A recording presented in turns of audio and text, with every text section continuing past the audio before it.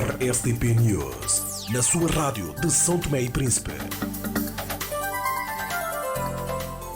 Nosso próximo tema, que é o relatório de peritos da ONU sobre 25 de novembro. Um relatório que demonstra a preocupação do Alto Comissário das Nações Unidas para os Direitos Humanos, com sede em Geneve, Suíça, que foi manifestado no relatório que reflete sobre os acontecimentos que tiveram lugar no país no dia 25 de novembro do ano 2022, mais concretamente no quartel do Moro. 4 civis foram mortos após a detenção de atos de tortura. As Nações Unidas consideram que se as alegações forem confirmadas, o governo de São Tomé e Príncipe terá violado a Declaração Universal dos Direitos Humanos e o Pacto Internacional sobre Direitos Civis e Políticos. Caro Liberato Muniz, que leitura faz deste relatório? Como é que viu a reação do primeiro-ministro após ser questionado pelo jornalista à volta deste relatório, dizendo que ainda não tinha tomado contato com o mesmo? Bom, eu acho que o primeiro-ministro a dizer isso brinca, digamos assim, com os jornalistas, porque eu acho que o jornalista, quando questiona o primeiro-ministro, ele tem que ir carregado de factos, de dados concretos, não é? Então, se o jornalista tinha os dados na mão, se os jornalistas têm e sabem que a resposta do governo já havia sido dada no dia 10, salvo o dia 10 de junho, se não me engano, então não poderia haver de maneira nenhuma uma resposta do governo sem que o primeiro-ministro soubesse dessa resposta. Então, o que quer dizer que o primeiro-ministro, neste momento, brincou com os jornalistas, mas mais importante do que isso não é o primeiro-ministro, é o jornalista que, no meu entender, não está preparado para questionar com factos, não é? Porque se as pessoas têm os documentos e o primeiro-ministro disse que não tem conhecimento do documento que saiu do governo, então nós estamos aí todos a brincar.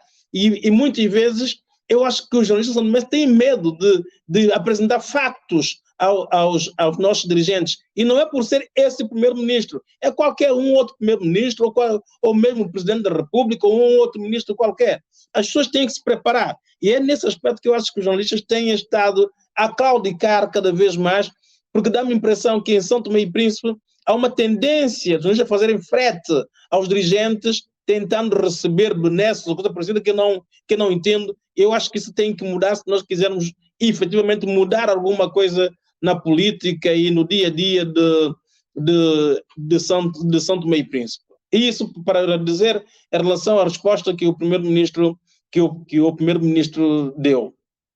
Em relação ao facto concreto, eu acho que as Nações Unidas, como eu, como Jonaldo, como Meir António, como Algero Amado Vaz, como todos os santomenses, ou então como toda a comunidade internacional que teve a tristeza de ver aquelas imagens tão horríveis em São Tomé e Príncipe, ou seja, nas redes sociais, preocupados finalmente de qual é a solução, ou seja, qual é o desfecho disso. Como é que nós podemos estar num país que tem atos tão bárbaros como esses, e veja só que no relatório eles dizem mesmo atos cruéis, e estão preocupados em receber uma resposta em relação a isso, para que se saiba efetivamente o que aconteceu e para que as pessoas que eventualmente participaram nisto possam ser enquadradas no rigor da lei. Por quê? Primeiramente porque as Forças Armadas é uma instituição de prestígio. É uma instituição que nós precisamos. Então, se nós precisamos dessa instituição, se é uma instituição de prestígio para São Tomé e Príncipe e não só, quer dizer que se isso aconteceu nas Forças Armadas e há alguém que cometeu esse erro, então essas pessoas têm que ser expurgadas das Forças Armadas para que a Força Armada possa continuar a ter a elevação que todos nós esperamos. Isso não é só por mim, tem que ser pelo governo, pelo Presidente da República, por toda a gente, por todos nós santomenses, porque nós temos que zelar pela melhor imagem do país, porque nós não somos aquilo que apareceu nas redes sociais. Porque a imagem dos santomenses, dentro e fora do país, tem sido uma imagem de gente humilde, gente solidária, gente amiga, e nunca uma imagem de gente que mata, gente que persegue, gente que faz mal aos seus próprios irmãos. Então, isso tem que ser esclarecido o mais rapidamente possível e toda a gente faz questão de que assim seja, e Nações Unidas tem que primar menos por esse lado. Quando mais, São Tomé e Príncipe assinou todos os itens dos direitos humanos, da defesa dos direitos humanos. E esse relatório ainda faz uma coisa mais grave ainda. Eles dizem que não houve auxílio no momento próprio às pessoas que precisavam. E eles questionam se isto é verdade ou não.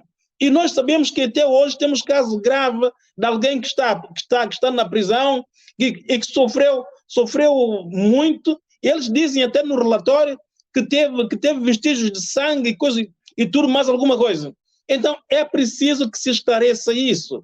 E é isso que a Nações Unidas está preocupada. E eu acho que é isso que todos nós temos que estar preocupados, particularmente o Presidente da República, o Primeiro-Ministro, o Presidente da Assembleia Nacional e os outros órgãos de soberania. Porque eles estão ali para nos orientar, eles têm que defender obrigatoriamente a nossa imagem, e é isso que nós sentimos que não está sendo feito. Muitas vezes dá a impressão, quando nós ouvimos falar dos nossos dirigentes, na tentativa de escamotear algo que é grave. E algo que é grave e é factual, como este caso, não pode ser escamoteado. Toda a gente tem que falar a uma só voz. E é isso que eu não sinto em São Tomé e Príncipe, é isso que me amedronta em São Tomé e Príncipe. É que nós estamos cheios de gentes que falam por trás, falam tudo, mas têm medo de frontalmente dizer aquilo que pensam. E é devido a isso que as coisas muitas vezes em São Tomé e Príncipe não estão resolvidas. Nós não temos que ter medo de ninguém, nós não temos que insultar ninguém, nós não temos que perseguir ninguém, mas quando surgem factos como esses, que põem em causa a imagem de todo o São Tomé e Príncipe, e que até Nações Unidas, o internacional, está preocupado, nós, os santomenses, temos que ser os primeiros a estar mais preocupados, mas particularmente os nossos governantes. Têm que estar preocupados e muitas vezes dá-me a impressão, por aquilo que temos visto, que eles não estão preocupados e mesmo chego a acreditar que muitas vezes é uma tendência de tentar branquear algo que é muito grave. Eu acho que isso não pode ser feito. Eu espero que os tribunais, que têm tido grandes dificuldades em funcionar em São Tomé e Príncipe, também estejam atentos nesse aspecto, para salvaguardar os inocentes, não crucificar os inocentes, mas aqueles que praticaram esse ato têm que ser obrigatoriamente enquadrados no rigor da lei. Há algo que se faz em São Tomé e Príncipe, que é tentar pôr toda a gente no mesmo balde ou no mesmo cesto, como se todo mundo fosse culpado. Não, todo mundo não é culpado. Cada um deve assumir a sua responsabilidade e os órgãos superiores de São Tomé e Príncipe têm que dizer isso todos os dias e exigir para que isso seja feito. O que aconteceu no dia 25 de novembro é muito grave, não pode ser branqueado, tem que ser esclarecido para o bem de todos os santomenses. Muito obrigado, caro Liberato Muniz, pela sua intervenção. Nós aqui continuamos com este tema que é o relatório dos peritos das Nações Unidas sobre 25 de novembro. Caro Meyer António, a imprensa, depois de ter insistido, pedindo ao governo, ou melhor, sobre esse pedido, as declarações do primeiro-ministro, depois o primeiro-ministro acabou por frisar que nós respondemos por isso, não sei o que se passa, mandamos respostas e relatórios para organismos dos direitos humanos africanos. O relatório das Nações Unidas é datado de 31 de maio, pede esclarecimentos do governo sobre vários aspectos, esclarecimentos que, segundo o relatório, deveriam ser prestados num prazo de 60 dias. O que tens a dizer sobre isso? Bom, o que tenho a dizer é que deram ao governo um prazo de 60 dias para responder o relatório. O governo respondeu, acho que em 11 dias, porque, segundo as notícias, no dia 10 de junho, o governo respondeu uma resposta de 20 páginas, feita pelo antigo ministro de Negócios Estrangeiros, Alberto Pereira. Ou seja, se o primeiro-ministro diz que não tinha conhecimento, como é que o ministro de Negócios Estrangeiros vai responder a algo se o primeiro-ministro não tinha conhecimento? Quer dizer que tem conhecimento, sim, e está a faltar com a verdade. Porque, realmente, houve uma resposta do governo no dia 20 de junho, no dia 10 de junho, ao relatório. E, nessa resposta, uma resposta de 20 páginas. Eu acredito que uma resposta de 20 páginas deve ter sido feita pelo governo todo, não só pelo ministro do Negócio Estrangeiro. E também, dentro da mesma declaração da resposta, o governo diz que São Tomé e Príncipe não deve ser considerado como um Estado que não respeita a proteção de direitos humanos. Se não quer ser considerado como um Estado assim, eu perguntaria, por que ainda não se condenou as pessoas, ou pelo menos o Estado, já que não se pode, o governo não pode, como posso dizer, interferir naquilo que é justiça. Mas o governo tem a parte administrativa que pode tomar medidas. E por que não tomou medidas na parte administrativa? Por que não fez nada até então, administrativamente, daquilo que competência do governo? Continua zero. Ou seja, como é que não vamos considerar um Estado que não respeita direitos humanos se quem pratica os atos é ainda abraçado pelo governo? Então, são questões que nós questionamos. O governo diz que não quer ser considerado, mas age como quem quer ser considerado. E eu, sinceramente, depois de 25 de novembro, durante os primeiros meses até disse não, deve ser um caso isolado. Mas as atitudes que tenho notado recentemente, eu considero que nós estamos a ser levados pouco a pouco para um regime militar, que é muito perigoso para São Tomé e Príncipe. E nós, um país dependente exclusivamente do exterior, se nós não começarmos a seguir as coisas como deve ser, vai ser muito difícil para nós. Muitas pessoas estão, como nós falamos muito de imigração, as pessoas não estão embora porque não veem esperança no país. Vêm embora porque já veem que o país está cada vez mais a caminhar para o militar, onde há um grupo que pode faço e mando, e ninguém diz nada, ninguém faz nada. Daqui a pouco o pessoal vai começar a entrar dentro da casa de alguém, já que tem uma farda no corpo, e começar a matar ou a tirar algo das pessoas e ninguém vai falar nada.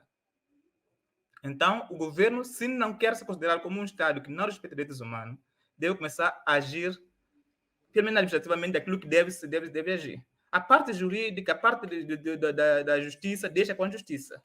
Mas o governo tem meios para mostrar realmente que está contra tudo isso. E não é falar, é agir como deve ser. E o governo não tem feito isso. Por isso, eu questiono, será que o governo não quer ser considerado? Quem nos vai apoiar tendo esse assunto ainda sem esclarecimento? Quem nos vai apoiar?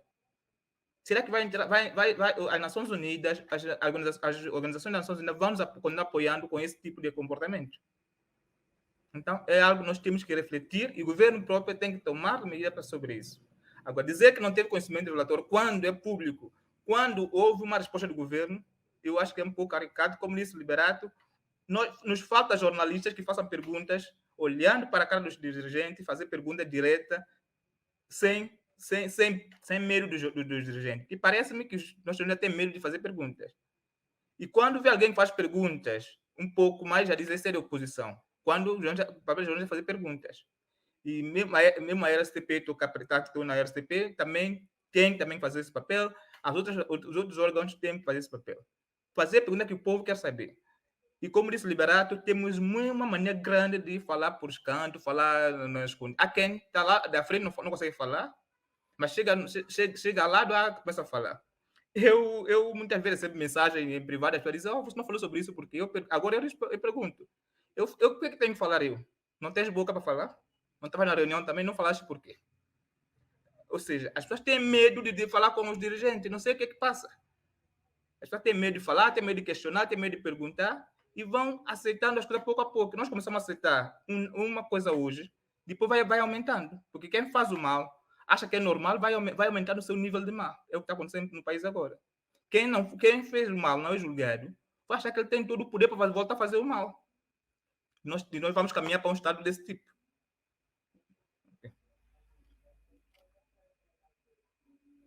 Sim, muito já terminei. obrigado. Muito obrigado, Meyer Antônio, da sua intervenção. Passo a convidar o Algério Amado para então fazer a análise deste tema, que é a volta do relatório de Peritos das Nações Unidas sobre o 25 de novembro e como é que viu a reação do primeiro-ministro, a primeira a ter dito que não tinha tomado contacto com o documento, mas posteriormente ter dito que se respondeu às questões ligadas aos direitos humanos.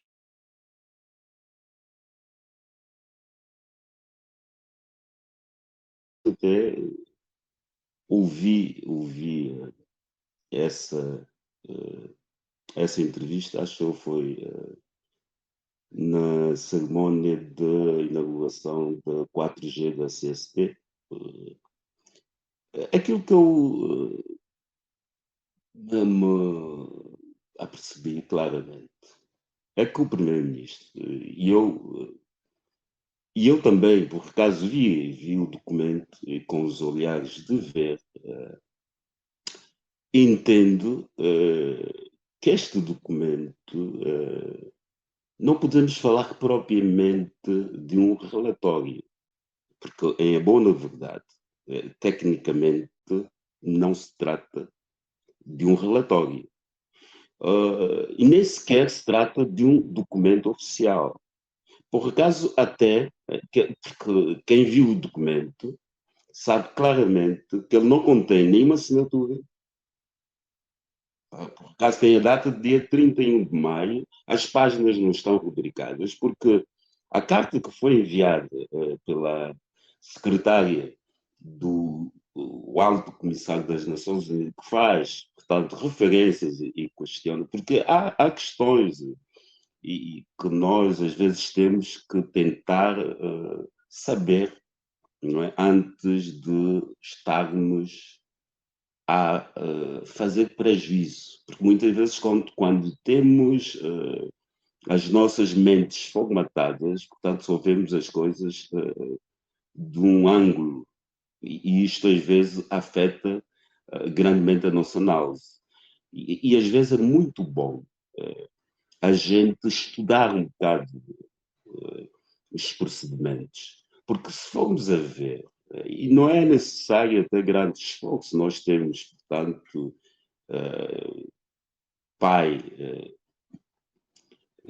eu queria dizer pai de books, temos Google, não é?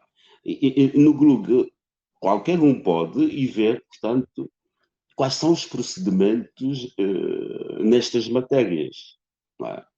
Basta chegar, meter aí no grupo, Declaração Universal de Direitos dos Homens e o Pacto Político Social, não é? E para depois vermos os protocolos adicionais opcionais que existem.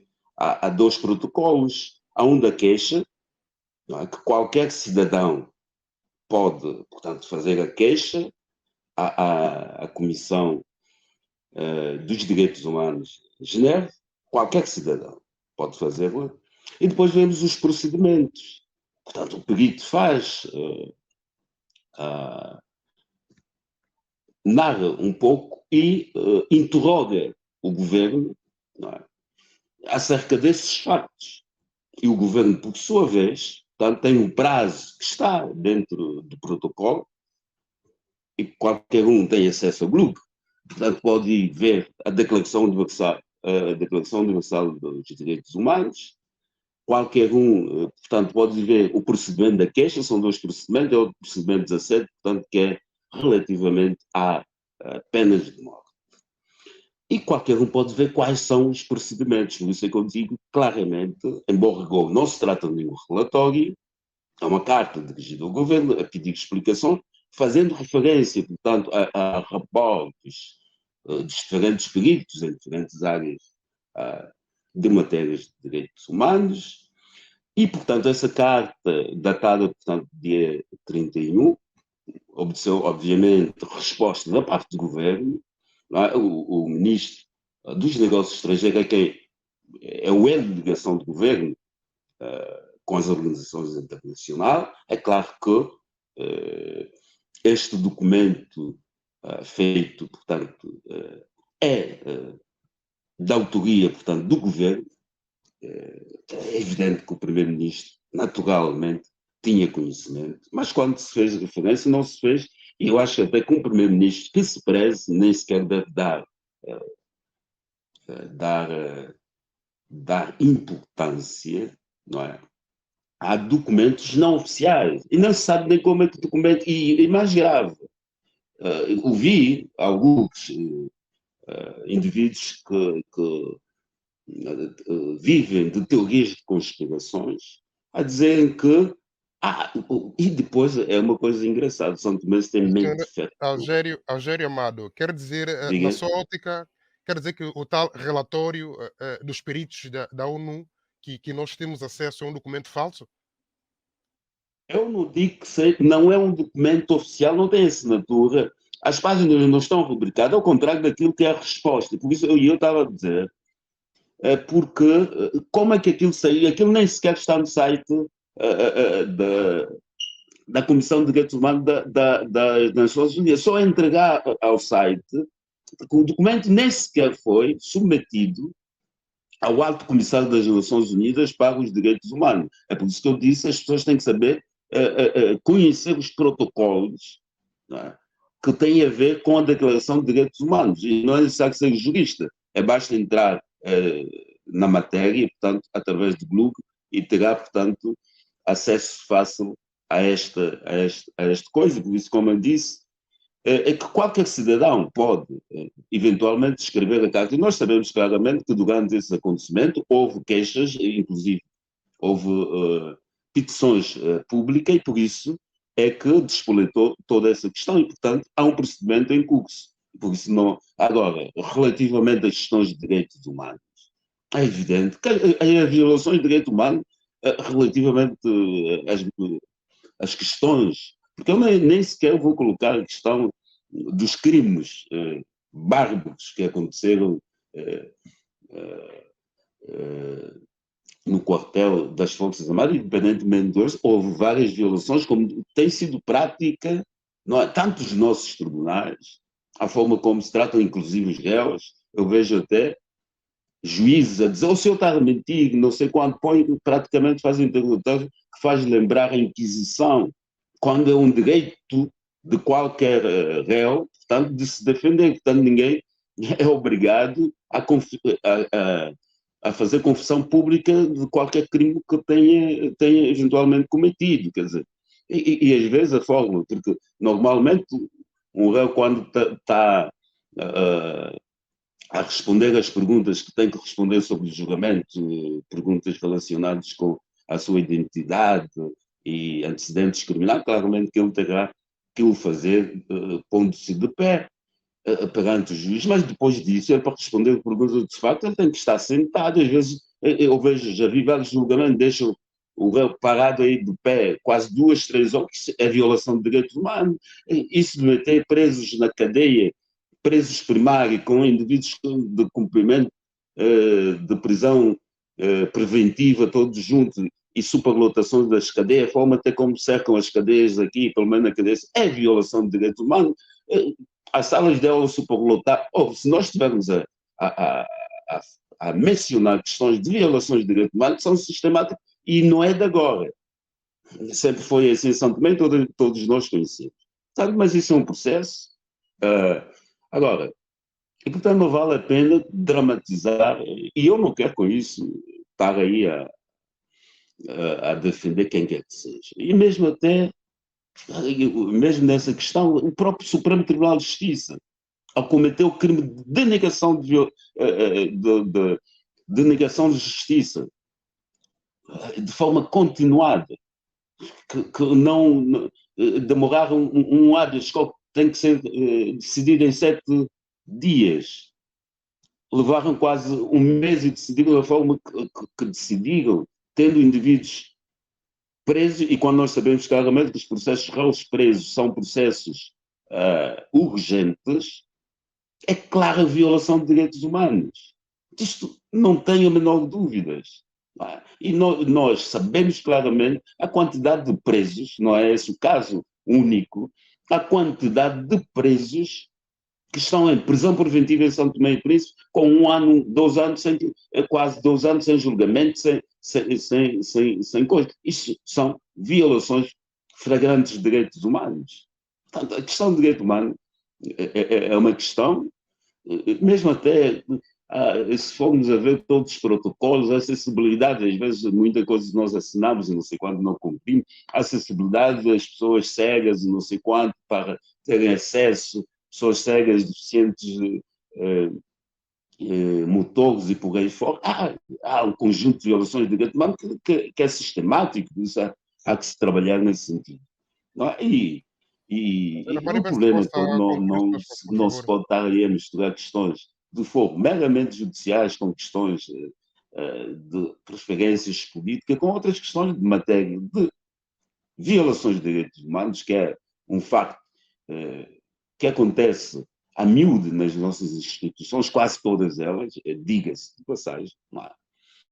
E que grande parte delas sem, de facto, ter um tratamento. Por isso é que nós temos até a Liga dos Direitos Humanos e por aí fora, as organizações da sociedade civil sobre a matéria de direitos humanos, que vemos praticamente que estão numa situação quase de inoperatividade, não é? E também, mesmo as instituições do Estado, que pouco ou nada têm feito ao longo desses anos todos relativamente à matéria de direitos humanos. Nós vimos, independentemente disso, a maneira como eu até vi uma reportagem na Rádio Somos Todos Primos, relativamente à forma como são tratados alguns velhos, que são tratados com chega, a forma como, mesmo ultimamente, vimos aí como a população, falta até da resposta da parte das autoridades, tanto policiais como judiciais, têm feito, portanto, justiça com suas próprias mãos, de forma, violando claramente coisas até do arte da velha, a maneira como as pessoas são até postas nuas em pelota na praça pública, com direito à filmagem. Há um conjunto de violações de direito humano, tanto pelas instituições do Estado, como também por parte dos cidadãos santomenses. Sim, estava a pedir que pudesse concluir para darmos a palavra ao... Pois, como eu vinha dizer, portanto, é nessa lógica, portanto, perante esta carta, de acordo com os procedimentos normais do protocolo de queixas, não é? O governo respondeu, portanto, depois disso, não é? Eles farão um relatório que submeterão, portanto, ao Alto Comissário das Nações Unidas e depois, eventualmente, fará a ficha técnica, portanto, de constatações de violações de direito humano, que essa irá naturalmente tornar público se assim for este o caso. Portanto, já concluí. Muito obrigado. Sim. Sim, muito obrigado, Eugério Amado Vaz, pela sua intervenção. Passo a convidar o Liberato Muniz, que pediu para reagir às suas declarações, acredito. Sim, deixa-me dizer ao meu amigo Eugério Amado Vaz que o documento é um documento oficial das Nações Unidas e ele vem referenciado como uma referência AL STP 1 de 2023 e vem em francês. O documento que está em português, que foi traduzido, este sim, não tem nenhuma referência e por aí fora, mas ele é exatamente a tradução daquilo que vem em francês. Outro mais, no dia 8 de agosto, em Genebra, a Lusa publicou essa notícia dizendo falando exatamente deste documento. Agora, o que eu concordo com o Eugério Amado Vaz, e se ele está certo, é que as Nações Unidas não está a criticar São Tomé, não está a acusar São Tomé. Isto é São Tomé e Príncipe. Está sim a pedir informações concretas para que se saiba exatamente o que aconteceu e caso se chegue à conclusão que realmente houve pessoas que violaram esses direitos humanos, que têm que ser enquadrados no rigor da lei. É essa a preocupação das Nações Unidas, mas o documento é oficial e não deve haver dúvidas nenhumas nesse aspecto. Agora, que o documento que está em português Não está assinado, isto é uma verdade, mas nós temos o outro documento que está em francês e que vem devidamente referenciado. Obrigado, Liberato Muniz. Caro Algério Amado, por favor, faça a gestão de pelo menos 1 minuto para a sua reação. Muniz, replicando o Liberato Muniz, só tenho que dizer que é o seguinte: eu, por acaso, vi a versão em francês, datada de 31 de maio de 2023. Este documento que foi posto a circular, não sei por quem, não contém uma única rúbrica, não contém uma única assinatura. Pese embora, claro, tenha referência. Agora, e eu, por acaso, estava a ver essa questão e houve até pessoas que disseram que teria sido, portanto, alguém, pessoas ligadas ao ministro demissionado, que teria como em jeito de revanche, isso é só para ver a mente fértil de alguns, e nós vimos claramente que o documento que o ministro, que as autoridades receberam, é um documento rubricado pela senhora, a senhora secretária, portanto, do Alto Comissário, secretária protocolar secretário do Alto Comissário das Nações Unidas para Direitos Humanos, e claro, tinha que ser rubricado todas as páginas e devidamente assinado e protocolado. Portanto, mas não é esse documento que foi tornado público. Por isso é que eu digo, aqui aquilo, e como o próprio Liberato disse, aquilo é o rapport dos diferentes peritos, questionado precisamente do governo algumas matérias, portanto, que foram objeto de queixa de violações dos direitos humanos que tiveram lugar, portanto, no dia 25 de novembro e relacionados com os acontecimentos de 25 de novembro do ano transato e que, naturalmente, portanto, sendo questionado, portanto, parte-se logo do princípio que não se trata de um relatório. Mesmo um relatório preliminar só podia ser submetido, não é, às autoridades competentes para apreciação e aprovação, que nem é este o caso. Caro Rogério, por favor. Portanto, uma carta dirigida ao governo a pedir esclarecimento de um facto que eventualmente poderá ser submetido, portanto, e no fim faria um relatório e é uma ficha que teria que ser assinada pelo alto comissário. Por isso, às vezes, é por isso eu digo, é bom ver se aquilo que está no protocolo da queixa, que é, portanto, um documento anexo à carta, à Declaração Universal dos Direitos dos Homens, Pacto Político e Social. RSTP News, na sua rádio de São Tomé e Príncipe.